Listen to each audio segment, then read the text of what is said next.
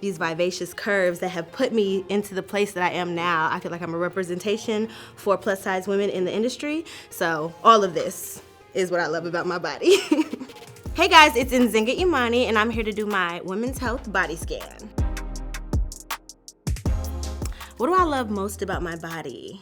I'd probably say it's probably my smile. I just feel like it is my whole personality rolled up into one thing. I am always bright and bubbly and fun when I come into a room, so I feel like my smile is the thing that I really love. But of course, I cannot overlook these vivacious curves that have put me into the place that I am now. I feel like I'm a representation for plus size women in the industry. So all of this is what I love about my body.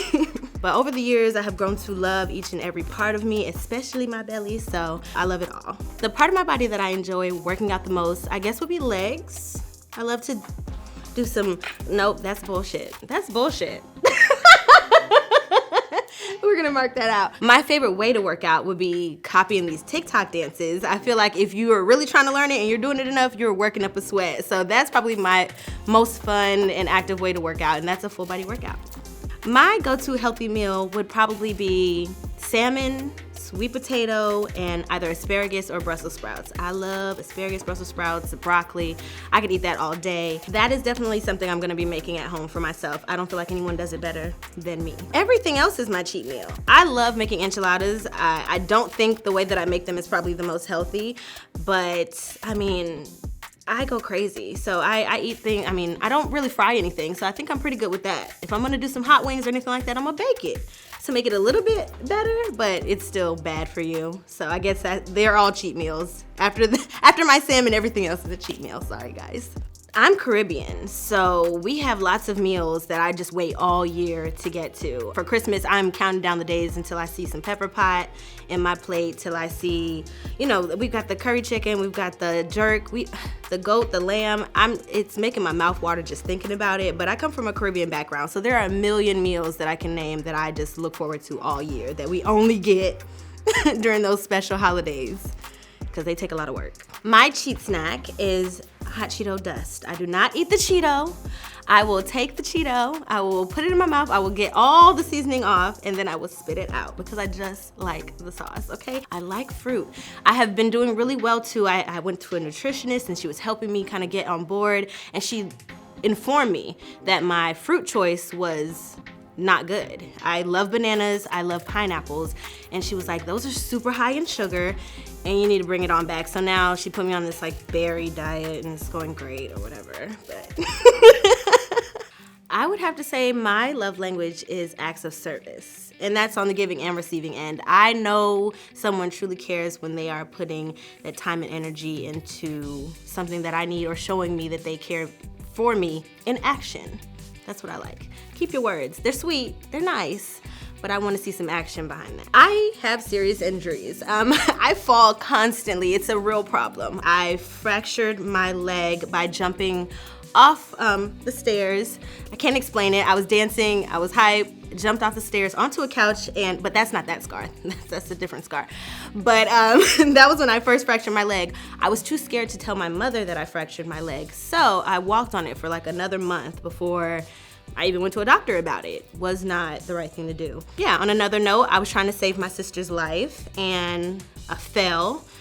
Didn't know that I got hurt.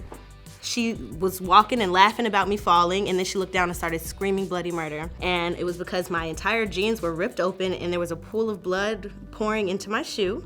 And I got 13 stitches right here, as you can see. Ooh, I'm glad I lotioned. We were taking photos in this like abandoned train field, and then all of a sudden she heard the train. So she freaked out and started running for bloody murder, and I'm trying to calm her down. I was like, it's okay, it's okay. And of course, I'm the one who falls, because I didn't want her to fall. She's a model. She gets paid for her beauty. I did not want to mess with that. I'm trying to save her, and instead I fell and she died laughing. But then she was also the one who let me know that, hey, I cut open my entire leg. It was funny because I literally couldn't feel it. I did not know it happened. I have a very high pain tolerance, and we were at the emergency room just kiki laughing. The girl who was sewing me up, we were singing songs to her. It was great, but I fall so much that I feel like I can't get hurt. Things break, but I don't physically feel the pain, so That's my story. Tattoos. So since I was a kid, I have been drawing a treble clef on my wrist. So I thought as soon as I turned 18, that was gonna be the tattoo I got. However, as soon as I turned 18, someone offered me a free tattoo. When someone offers you something for free, you go big or you go home. So I have a giant tattoo on my side that looks like a 2-year-old drew it. This person did it freehand. It was on my belly, so I was cracking up the whole time laughing. It was in somebody's kitchen or something. It's crazy, it's insane. It's the first thing I plan to remove. Do not go to someone's kitchen to get a tattoo. And if you do, make sure that they put a stencil on you. If they start freehanding, get up immediately. This is my PSA, okay? Oh, and I was there with my friend who was supposed to go first. She let me go first, and then she walked away and was like, you know what, I don't think I want one anymore. And that was my other sign that I had done something wrong. My mom was so disappointed in me, and it's just there, growing with me. And then I got this like 2 years later for my birthday, my treble clef, which I should have, I'm glad he didn't do it because, I mean, I wanted something decent, and I can hide this one, can't hide this one. So those are my 2 tattoos. My skin routine. So my co-star Crystal has put me on Kiehl's, and I have been in love with them ever since. I use everything from the scrub, face wash, toner, then I put on a little niacinamide, and then I go in with the creams. I do the overnight mask. I mean, literally I have their entire line. It's a problem. And I will say it has definitely paid off. I don't know if you can see it, but you know, it's in my genes, but it's also has a lot to do with their products. So I'm a big fan of Kiehl's. And that is not a paid advertisement yet.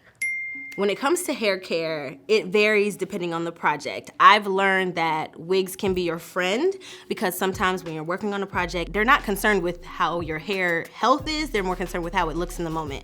So they're spraying, burning, frying, flipping it to the side, and then you go home with whatever frizzy bits are left. So I try to just get a wig whenever I can for most of the projects, although I really love a natural hairline. I love putting in some braids. I love things like that. So if I'm in control, which I'm typically not, but if I'm in control, I will try to do a braid style or something natural where I can just style it up in different ways and maintain being creative so I don't look the same in every shot, but I still am protecting my own hair.